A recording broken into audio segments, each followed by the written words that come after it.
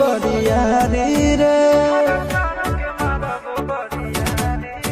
छूटा जी तो कैल रंगदारी रे घर चढ़ के मारब बरियारी रे तोरा बाप के न तोरा दादा के चिन्हब बेटा सब गोली मारब तैयार गिनब तोरा बाप के न तोरा दादा के चिन्हब बेटा सब गोली मारब तैयार गिनब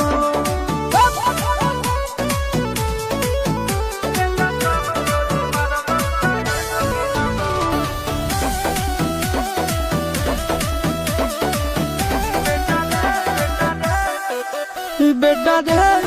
काटा से ठोक देबौ चिमनी के भाटा में झोंक देबौ देखबौ कवन बाप बचैतौ तोरा प्रशासन के गाड़ी भी रोक देबौ बेटा जी सुनो बेटा रे काटा से ठोक देबौ चिमनी के भाटा में झोंक देबौ देखबौ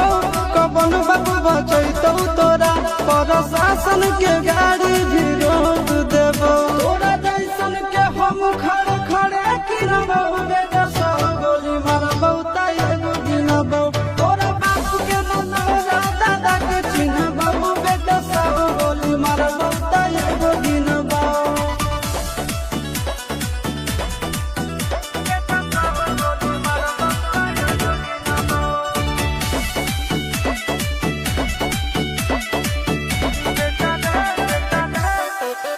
बेटा रे दौड़ा के बाजार में मारबौ गोली तोर कपार में रंगदारी जे करभी बिहार में गड़ देबौ गंगा जी किनार में इतना मार पड़तो ना बेटा बेटा रे दौड़ा के बाजार में मारबौ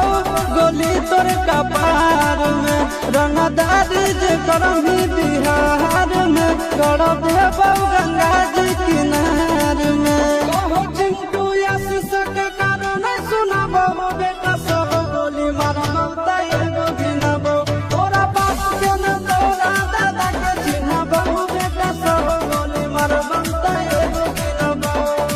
मारत मारत पिछुआरा लाल कर दे बेटा ध्यान से बाप इधर है।